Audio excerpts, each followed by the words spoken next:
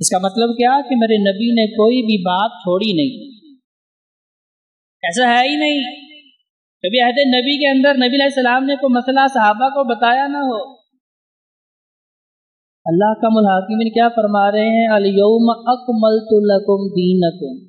اللہ نے لفظ کتنا خوبصورت استعمال فرمایا، اکمل، ایک ہے کامل، اس سے بھی مبالغے کا صیغہ، اس سے بھی بڑا لفظ استعمال کیا۔ اللہ فرما رہا ہے میں نے دین اسلام کو مکمل کر دیا، اب ایک ذرے کی بھی گنجائش نہیں کہ آپ اس کے اندر کہیں بھی کوئی حرج نہیں ہے، کوئی بات نہیں ہے، یہ بھی کیا جا سکتا ہے، کوئی مسئلہ نہیں ہے۔ بھائیو مسئلہ تو ہے جس دین اسلام کو میرے اللہ نے اقرا بسم ربک الذی خلق کہہ کے شروع کیا تھا، اسی میرے خالق و مالک نے الیوم اکملت لکم دینکم واتممت علیکم نعمتی ورضیت لکم الاسلام دینا کہہ کے مکمل کر دیا، اور وہ دین اسلام کا جو سرکل تھا اسے بند کر دیا۔ اب اسے نہ کوئی چیز نکالی جا سکتی ہے اور نہ اس کے اندر کوئی چیز ڈالی جا سکتی ہے۔ تو نبی علیہ السلام نے محبت کے اصول بھی بتائے ہیں، جنگ کے بھی بتائے ہیں۔ نبی علیہ السلام سے پہلے جنگیں ہوتی تھیں، کئی نسلوں تک جنگیں جاتی تھیں، 2 نسلیں 3 نسلیں 4 نسلیں مر رہی ہیں، مار رہی ہیں، خون ریزی کر رہی ہیں، پوچھیں بھی کیوں قتل و غارت ہو رہی ہے؟ پتہ نہیں جی، ہمارے بڑے لڑ رہے تھے، ہم بھی لڑ رہے ہیں۔ آج ہمارے پاس بھی ایسے بہت سارے اعمال ہیں کہ پوچھیں بھائی یہ کام کیوں کر رہے ہیں؟ پتہ نہیں جی، ہمارے بڑے کر رہے تھے۔ بہت سارے ہمارے پاس ایسے اعمال ہیں، ایسے کام ہم کر رہے ہیں کہ میں نے اپنے باپ کو کرتے دیکھا تو میں کر رہا ہوں، اس کے اوپر میں نے تحقیق ہی نہیں کی، میں نے پوچھا ہی نہیں، یا مجھے کسی نے بتا دیا تو میں نے خود غور و فکر کیا ہی نہیں کہ کیا اس کا تعلق اللہ کے قرآن کے ساتھ ہے، نبی علیہ السلام کے فرمان کے ساتھ ہے یا نہیں ہے۔ لیکن افسوس کہ ہمارے علماء نے بھی ہماری مت مار دی، کہتے ہم سے دلیل نہ مانگیں، ہم سے نہ پوچھیں اس کی سند کیا ہے۔ تو لوگوں نے تو نبی کریم صلی اللہ علیہ وآلہ وسلم سے بھی دین سیکھا، دلیل سے سیکھا کہ جبریل امین رب کا پیغام لے کے آتے تھے، اللہ کی طرف سے وحی لے کے آتے تھے، تو نبی علیہ السلام بتاتے تھے جب تک وحی نہیں آتی تھی محبوب پیغمبر علیہ السلام بھی نہیں بولتے تھے۔ آج امت کو قصے کہانیاں سنا کے گمراہ کیا جا رہا ہے اور کہا جاتا ہے بھی اس کی دلیل نہ مانگے۔ اللہ نے قرآن میں کہا ہے کہ میرا محبوب پیغمبر تمہیں دعوت دیتا ہے دلائل اور حکمت کے ساتھ، نبی بھی بغیر دلیل کے بات نہیں کر سکتا۔ لیکن آج کا ہمارا عالم جو ہے وہ جو مرضی کسے کہانیاں سنائے اور کہے مجھ سے دلیل نہ مانگے۔ نبی کریم صلی اللہ علیہ وآلہ وسلم نے جنگ کے بھی اصول بتا دیے، صحابہ سے کہا کہ آپ نے رات کی تاریکی میں جا کے پڑاؤ ڈالنا ہے، اگر صبح اذان فجر آئے تو مطلب یہ ہے کہ یہ بستی مسلمانوں کی ہے، انہیں تو ویسے ہی امان مل گیا۔ لیکن جب صبح اذان فجر نہیں ہوئی، آپ نے اپنی نماز فجر ادا کرنی ہے، جب صبح پھوٹ پڑے گی، سورج کی کرنیں پڑیں گی، روشنی ہو جائے گی، آپ نے پھر اس بستی میں داخل ہونا ہے، اور جاتے ہی یلغار نہیں کرنی کہ بس جا کے بم گرا دے، نہیں، کہاں جا کے پہلے اعلان کریں کہ بھئی مسلمان آئے ہیں، اصول بتائے، قانون بتائے، جا کے اعلان کریں کہ بھئی ہم اس دین کی تبلیغ کے لیے آئے ہیں جو دین اللہ رب العزت کو سارے دینوں سے زیادہ محبوب اور پسند ہے۔ بتائیں کہ بھئی اللہ کے علاوہ کوئی حاجت روا مشکل کشا کوئی نہیں، اللہ کے علاوہ کوئی مسبب الاسباب نہیں، اللہ کے علاوہ کوئی رزق دینے والا نہیں، اللہ کے علاوہ کوئی زندگی اور موت کا مالک نہیں۔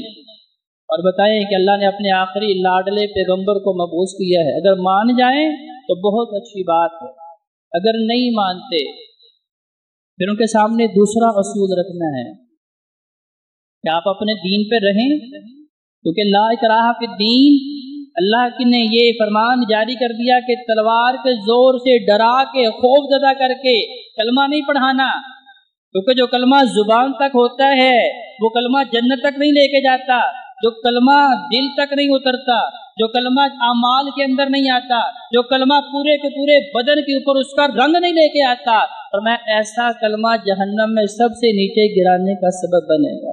ان المنافقین فی الدرک الاسفل من النار، جنہوں نے کلمہ صرف لوگوں کو دکھانے کے لیے پڑھا ہے، दुनियावी मफादात के लिए पढ़ा है, दुनिया का कोई फ़ायदा हासिल करने के लिए पढ़ा है, तो अल्लाह फरमाते हैं ऐसा कलमा उन्हें नहीं बचाएगा, जहन्नम के सबसे निचले गड्ढे में ऐसे मुनाफिकीन को फेंका जाएगा।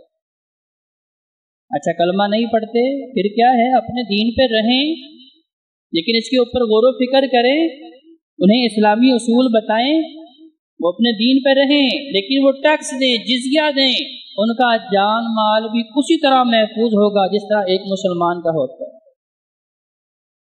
अगर वो दूसरा उसूल भी नहीं मानते, फिर तीसरा उसूल कहा कि खुले मैदान में आके लड़ लो हमारे साथ।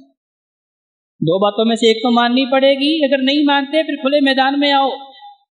जो तुम्हारे साथ लड़ना चाहे, नबी अलैहिस्सलाम का फरमान है, तो तुम्हारे साथ लड़ना चाहे, सिर्फ तुमने उससे जिहाद करना है, उससे किताल करना है। जो अपने घरों में रहे जाके घुस के नहीं मारना, तो दरवाज़ा बंद कर ले उससे नहीं मारना, औरतों ख़वातीन के ऊपर हाथ नहीं उठाना, मरीजों के ऊपर हाथ नहीं उठाना, बुजुर्गों के ऊपर हाथ नहीं उठाना, बच्चों के ऊपर हाथ नहीं उठाना। मेरे नबी करीम सल्लल्लाहु अलैहि वसल्लम तो अमन का पैगाम लेके आए हैं। जिहाद और किताल सिर्फ और सिर्फ अपने दिफा के लिए था। इसी तरह नबी अलैहि सलाम ने मोहब्बत के भी उसूल बताए हैं। उन मोहब्बतों के उसूलों में से सबसे पहला उसूल क्या है? नबी करीम सल्लल्लाहु अलैहि वसल्लम के ऊपर ईमान लाना। अब एक बंदा ईमान नहीं लाता, लेकिन नबी अलैहि सलाम से मोहब्बत करता है, दावा भी करता है, और अमली एतबार से उसका दावा नजर भी आता है। सीरत नबी पढ़ के देखें, नबी करीम सल्लल्लाहु अलैहि वसल्लम से सबसे ज्यादा मोहब्बत करने वाला चाचा अबू तालिब, मरते दम तक नबी अलैहि सलाम से मोहब्बत की, सिर्फ जुबान से नहीं की, उसका हक भी अदा किया। सारे मुशरिकीन मक्का को पता है कि जब तक मोहम्मद सल्लल्लाहु अलैहि वसल्लम का चचा जिंदा है, हम इनका बाल भी भीगा नहीं कर सकते। अब वो आपने करवाते हैं कि अपना दीन छोड़ दो, जो चाहते हो हम तुम्हारा मुतालबा पूरा करते हैं। नबी अलैहि सलाम के सामने पेशकशें कर रहे हैं, लेकिन नबी अलैहि सलाम के सामने खड़े होकर उस तरह की आवाज नहीं लगा सकते। पता है कि उनका चचा मौजूद है, क्योंकि नबी अलैहि सलाम की परवरिश किसने की थी? उसी चचा के घर में हुई थी, और चचा को बड़ी मोहब्बत थी। नबी अलैहि सलाम ने उस मोहब्बत का इजहार भी कैसे फरमाया कि जब सकराते मौत का वक्त था, मौत की होशी तारी होने वाली थी, वक्त करीब था, आका अलैहि सलाम पास जाके कहते हैं, चचा मेरे कान के अंदर कलमा पढ़ लो, अशहदु लका बिहा यौमल क़यामा। चचा, या अम्मी, ए मेरे चचा मेरे कान में कलमा पढ़ दें, मैं क़यामत के दिन हशर के मैदान में सारे लोगों के सामने गवाही दूंगा कि मेरा चचा मरने से पहले इस कलमे को उसने कबूल कर लिया था।